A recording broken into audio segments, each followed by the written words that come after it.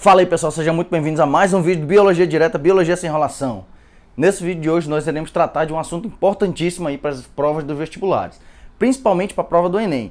Esse assunto que a gente vai falar hoje, ele é um dos assuntos mais cobrados, mais recorrentes aí nas provas dos vestibulares, tá? Especialmente, como eu falei para vocês, para o Enem, então se liga nesse assunto aí. Hoje nós iremos falar sobre a imunização passiva e ativa, então a gente vai ver esses dois tipos de imunização e como é que acontece isso no nosso corpo, beleza? Mas antes de começar, eu vou pedir para você que não é inscrito, que se inscreva aqui no canal, ative todas as notificações e siga nossas redes sociais aí, tá bom? Dá aquela força aí pro canal.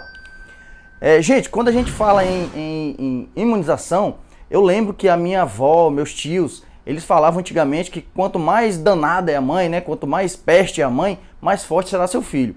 Será que isso é verdade? Vamos ver se isso tem alguma relação com essa aula de hoje. Então vamos falar aqui da imunização. Primeiro, quando a gente fala em imunização, você tem que entender que a imunização é você se tornar imune à ação de antígenos. Ou seja, o que são esses antígenos? São agentes externos, né? Então tudo aquilo que não fizer parte do seu corpo, que estiver tentando entrar no seu corpo, é considerado um antígeno ou um agente externo, tá? Então a gente tem vários tipos aí, tá? Então eu enumerei alguns aqui para vocês, aí, por exemplo, os vírus, as bactérias, os protozoários, algumas proteínas. E, inclusive, esses antígenos podem até ser partes desses organismos, tá? Não precisa ser uma bactéria viva, por exemplo.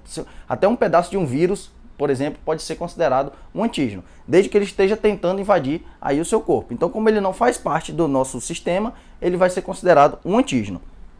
Então, o nosso corpo, para poder combater esse antígeno, nós temos que ter algumas armas de defesa. A nossa principal arma de defesa é chamada de anticorpo. Ou seja, esses anticorpos eles estão ali para nos proteger contra diversos tipos de antígeno. Só que na maioria das vezes você não nasce com todos esses anticorpos. Você tem que ir adquirindo ao longo da sua vida. Isso aí está relacionado com aquela perguntinha que eu acabei de falar lá na frente a respeito da mãe e do filho. Mas não se preocupe que lá para o final do vídeo eu vou esclarecer isso para vocês, se tem alguma relação ou não. Então aqui, quando a gente fala de anticorpos, você tem que entender basicamente duas funções dele. A primeira função dele está relacionada com a sinalização do antígeno. Então imagina aí que o antígeno invadiu o seu corpo, aí você tem um anticorpo que serve para sinalizar, né? Então ele vai sinalizar para outras células, para as células de defesa do seu corpo, ali algumas células fagocitárias, que vão voltar aqui, vão agir em cima desse anticorpo, desse antígeno específico que está sendo sinalizado pelo seu próprio anticorpo. Outra forma é através da inativação desses antígenos. Então, ou o anticorpo pode agir ou de uma forma ou de outra. Mas entenda que, de forma geral, o anticorpo ele serve como uma arma de proteção do seu corpo contra agentes externos. E de que forma que a gente consegue adquirir esses anticorpos? Basicamente de duas formas, ou da forma passiva ou da forma ativa. Então entenda que esses dois nomes, da forma passiva ou forma ativa, você já consegue meio que entender o que significa, né? Então a forma ativa você está fazendo de uma forma mais específica, né? A passiva você está recebendo isso daí. Então eu desenvolvi aqui um quadro para vocês, para a gente ir montando para ver se vocês conseguem compreender o tipo de imunização que existe. Então vamos primeiro falar aqui da imunização passiva. Quando eu falo de imunização passiva, você tem que entender que na passiva o indivíduo ele recebe anticorpo, tá? Então esse indivíduo ele vai pegar esse anticorpo pronto de algum local e vai ser inoculado nele, tá? Então perceba que quando a gente recebe esse anticorpo, o seu corpo não vai produzir uma memória imune, ou seja, você não vai ter uma memória imunitária. Como assim, professor? Isso deve estar confundindo você. Então, se você não está produzindo alguma coisa, você está recebendo de forma direta, de forma fácil aí, né? O seu corpo não fez nenhum esforço para tentar produzir. Então, ele não tem uma memória para produzir. Ou seja, esse anticorpo, ele vai ter uma ação temporária, uma ação passageira. Ele vai agir naquele determinado momento, depois ele vai ser descartado. E se você entrar em contato de novo com esse mesmo agente, você não tem uma resposta para poder se defender de novo. Ou seja, ou você produz, ou então você vai ter que receber novamente esse agente passivo aí, tá? E a imunização do tipo passiva, ela tem caráter remediativo, né? Isso quer dizer o quê? É como se ela funcionasse como um remédio. Você precisa daquilo naquele exato momento, tá? Ao contrário da imunização passiva, você tem a imunização ativa. Então, na imunização ativa, a diferença principal é que agora você, ou seja, o seu próprio sistema vai produzir um anticorpo específico para aquele antígeno. Tá? Então você precisa entrar em contato com esse antígeno e aí você desenvolve esse anticorpo de acordo com aquele seu antígeno, de acordo com aquela especificidade ali. Então nesse tipo de imunização você já vai ter uma resposta imune. Então essa resposta vai estar armazenada ali nas suas células específicas, chamadas de linfócitos B. Então a gente vai falar uma aula específica sobre isso depois, tá? Mas a gente tem esse tipo de célula que vai fazer vai guardar, vai ficar como se fosse uma memória para poder produzir novamente, quando for necessário e se for necessário, novos anticorpos, tá? Então seu corpo não fica produzindo anticorpo o tempo todo. Ele vai produzir quando for necessário, desde que ele tenha essa memória imunológica aí, tá bom? Por outro lado, a ação, a imunização ativa, como você já tem uma resposta, você tem uma memória, essa proteção vai ser duradoura, né? Então pode durar a sua vida toda isso daí. É por isso que às vezes algumas pessoas dizem, de forma errada inclusive, que você não pode pegar algumas doenças mais de uma vez. Por exemplo, aí você já deve ter ouvido falar que catapora só se pega uma vez, né? Então isso não é verdade, gente. A catapora ela não se pega só uma vez. O que acontece? Quando você pega a catapora a primeira vez, o seu corpo ele entra em contato com esse vírus da catapora. Esse vírus vai causar algumas reações no seu corpo. Como é a primeira vez que você está entrando em contato com ele, você vai sofrer algumas reações, né? Por isso que você tem alguns sintomas. E enquanto você está sofrendo essa reação aí, o seu corpo está produzindo, está aprendendo a produzir anticorpos contra aquele antígeno específico. Então depois que você cura, depois que os seus anticorpos combatem esse vírus, que ele é eliminado do seu corpo, aí sim você já tem uma memória imunológica. Isso vai fazer com que as próximas vezes que você pegar a catapora, os seus anticorpos eles já vão agir naquele vírus sem que você muitas vezes nem perceba. Dessa vez você não vai mais ter sintomas. Por quê? Lá na primeira vez você já aprendeu a desenvolver esse tipo de defesa. Então agora, como você já sabe se defender, você muitas vezes nem sente nenhum sintoma. Então muitas vezes você pega essa doença, mas nem sabe que pegou, porque o seu sistema de defesa já está pronto para te defender contra isso. Então entenda o seguinte, algumas doenças não é que você não pode pegar de novo, é porque o seu corpo já está preparado para isso. Mas, por outro lado, existem algumas doenças que você pega o tempo todo. Por exemplo, você deve já ter pego nesse ano mais de uma vez gripe. Né? Então você pegou gripe lá no começo do ano, no meio do ano e agora no final do ano você pegou de novo. Então você pegou gripe 3 vezes. Então entenda que você não pegou exatamente o mesmo vírus. Porque o vírus da influenza, ele tem uma capacidade de evolução muito grande. Evolução não, ele consegue se modificar muito facilmente. Tá? Então esse vírus aí, como ele tem essa mutação, esse fator mutagênico muito grande, ele consegue mudar rapidamente. Então o teu corpo, ele aprendeu a se defender lá daquele primeiro modelo. A partir do momento que ele sofreu uma mutação muito grande, aí o seu corpo já precisa aprender a se defender de novo, então você vai pegar de novo a gripe. Então entenda que quando você pega gripe várias vezes, não é aquela mesma primeira, né? Muitas vezes já é o vírus que sofreu uma mutação e você pega de novo, ou seja, você aprende a se defender de novo e você vai guardando essa resposta imunitária para as outras vezes que você entrar em contato de novo com esse vírus. Bom, esse caráter dele vai ser preventivo. Então toda vez que você desenvolve aí uma resposta imune no seu corpo, quando você aprende a se defender, você tem uma ação duradoura. Ou seja, daqui para frente você já se previne contra essa doença. Então a gente vai ver outras formas também de tipo de imunização aqui. Vou dar alguns exemplos para vocês. Agora olha para o quadro aqui. Eu mostrei para vocês que você tem dois tipos, a imunização passiva e a imunização ativa. Essa imunização passiva, tanto a passiva como a ativa, elas podem ser naturais e podem ser artificiais. Ou seja, a imunização passiva natural é aquela, basicamente é você passar esses anticorpos da mãe para o filho. Então geralmente a mãe passa para o filho esses anticorpos. Aí entra aquela frasezinha que eu falei lá no começo para vocês, que eu ouvia meus tios, meus avós falando. Né? Então eles diziam que quanto mais danada é a mãe, mais forte será o filho. Ou seja, se a mãe, durante a vida dela, ela entrou em contato com muitos patógenos, ela tem uma grande quantidade de anticorpos no corpo dela. Então ela consegue passar boa parte desses anticorpos para o filho. Mas de que forma que ela vai fazer isso? Ou através da amamentação, ou através da placenta.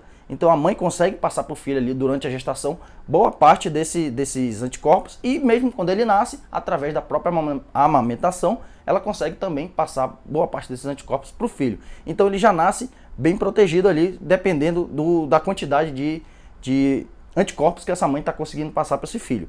Daí a importância do aleitamento materno, né? Então, principalmente ali nos primeiros dias de vida, o bebê tem que fazer o máximo possível para tomar esse leite materno.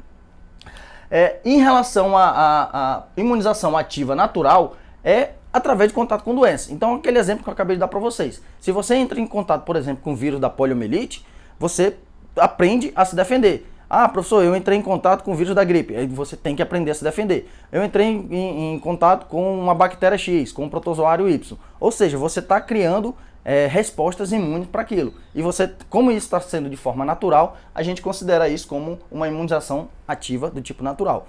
Mas existem também as imunizações artificiais. Essas artificiais, inclusive, são bastante cobradas aí nas provas, tá? Então preste atenção nisso aqui. Quando a gente fala em imunização passiva artificial, é quando a gente utiliza a tecnologia para nos auxiliar nessa defesa. Então existem basicamente duas. A gente vai falar agora do soro. O que é o soro? O soro, gente, eles são anticorpos produzidos externamente ao seu corpo e quando você precisa, a gente vai lá e inocula isso no seu corpo. A gente coloca isso para dentro do seu sistema. Em que condições que a gente usa o soro? Então, eu vou colocar uma situação. Imagina que você está andando aí no meio de uma floresta, está num sítio, alguma coisa qualquer, e você é picado por uma serpente, sei lá, uma jararaca. Então, essa serpente, ela inoculou o veneno em você, e aí esse veneno tem um potencial de te levar à morte muito grande. Então, ele precisa ser combatido muito rápido. Então, concorda comigo que se você chegar lá, eu fui picado por uma cobra, e eu vou deixar lá o meu corpo criar anticorpos. Só que esse veneno ele age muito rápido, é um veneno proteolítico, então ele vai destruir rapidamente os teus tecidos. Então você precisa rapidamente de anticorpos que já estejam prontos para poder fazer a defesa do seu corpo. Então nesse caso você vai ser levado para um hospital e lá nesse hospital o médico lá vai colocar em você um soro antiofídico específico para jararaca. Tá? Existem soros específicos para vários grupos de animais e também existem aqueles soros que são mais genéricos. Lembrando que o soro que é mais genérico, como ele é genérico, o nome está dizendo, ele vai ter uma ação um pouco mais demorada. Agora, se você sabe que foi uma jararaca ali que ele picou, você tem certeza que foi a jararaca, você avisa isso para o médico vai lá e vai colocar o soro específico para a jararaca. Ou seja, você vai ter uma resposta muito mais rápida. Aqueles anticorpos são específicos para combater o veneno da jararaca. Aí você deve estar se perguntando, beleza, e como é que é produzido esse soro? Então esse soro é basicamente produzido de uma forma bem simples, tá? Então, o que acontece? No caso aqui do veneno da jararaca, a gente pega um cavalo, que é um animal muito grande, ele consegue produzir anticorpos de forma bem rápida, e então a gente começa a colocar doses muito pequenas do veneno no cavalo. Então ele começa a produzir anticorpos. Aí a gente vai aumentando a dose, ele vai aumentando a produção de anticorpos, vai aumentando, até que chega num momento, e isso não vai fazer mal para o cavalo porque a gente está indo aos poucos. Vai chegar um momento que o pesquisador lá, ele precisa colocar uma quantidade que seja quase letal. Então a gente diz que é uma dose quase letal, ou semi-letal. Ou seja, ela equivale a 50% do valor da quantidade que precisaria ser necessária para matar o cavalo. Então a gente coloca ali aquela quantidade e o cavalo produz uma infinidade de anticorpos. Então, o que vai ser feito? Depois que ele produz esses anticorpos, depois de alguns dias, esse sangue é coletado, ele vai ser centrifugado, ou seja, vai ser separado o sangue dos anticorpos. Então, a gente pega esses anticorpos, armazena ele, produz ele de forma que seja possível de transmitir para as pessoas. Então, a gente leva isso para o hospital e aplica nas pessoas quando for necessário. Isso eu estou falando de um tipo de soro, mas outros soros também são produzidos de forma semelhante, tá bom? Inclusive com outros animais também são utilizados também para produzir esse tipo de soro. Aqui a gente tem a vacina. Então esse nome vacina ficou muito comum agora na época da pandemia, a gente ouve muito falar de vacina, mas na verdade as pessoas elas já têm muitas vacinas aí que inclusive a gente tem campanhas aqui no Brasil. O Brasil ele é um dos países mais elogiados do mundo em relação a essa sua campanha de vacinação. Então a gente tem um acompanhamento aí das crianças desde pequeno, ou pelo menos deveria ter, de acompanhamento de vacinação. Então essas vacinações elas servem para prevenir doenças. Então entendo que o caráter da imunização ativa ele é preventivo, então sempre entenda isso, Então quando a gente toma uma vacina, a gente tem que tomar a vacina antes de ficar doente. Por que eu tenho que tomar antes de ficar doente? Que é para justamente prevenir. Então, quando eu tomo uma vacina, que ela na verdade pode ser feita de várias formas, pode ser um vírus, por exemplo, atenuado, ou seja, ele está vivo, mas ele não consegue fazer nenhum mal para a pessoa que está recebendo. Pode ser parte do seu DNA, parte do seu RNA, parte um organismo morto. Então pode ser feita de várias formas, dependendo do tipo de vacina que a gente está procurando. Então uma vacina que ficou muito conhecida nessa época de pandemia foi a vacina da própria Covid, né? Então essa vacina aí, o que acontece? A gente tem vacinas de vários tipos, vários fabricantes que produziram vacinas de tipos diferentes, tá? Mas a ideia é basicamente a mesma. Você vai fazer com que a pessoa que está recebendo a vacina comece a criar anticorpos. Ou seja, quando aquele vírus tentar invadir seu corpo, o seu sistema já consegue se defender de forma automática. Então, quando ele consegue se defender, a gente tem uma imunização do tipo ativa. Então, quando você entrar em contato com esse vírus de novo, talvez você já tenha a defesa dele. Então, você precisaria tomar outra dose, processo de modificação desse vírus, aí você vai precisar tomar uma vacina nova. Então, assim como funciona a campanha de vacinação da gripe, todo ano você tem que tomar uma vacina nova, porque é para aquela variante nova, muito provavelmente com o vírus da Covid, que tem uma facilidade aí de modificação muito grande, né? Então a gente vai precisar ficar tomando sempre esse vírus aí. Tá bom, galera? Então por hoje é só. Se você gostou, curte o vídeo, curte o canal, bate no sino e até a próxima.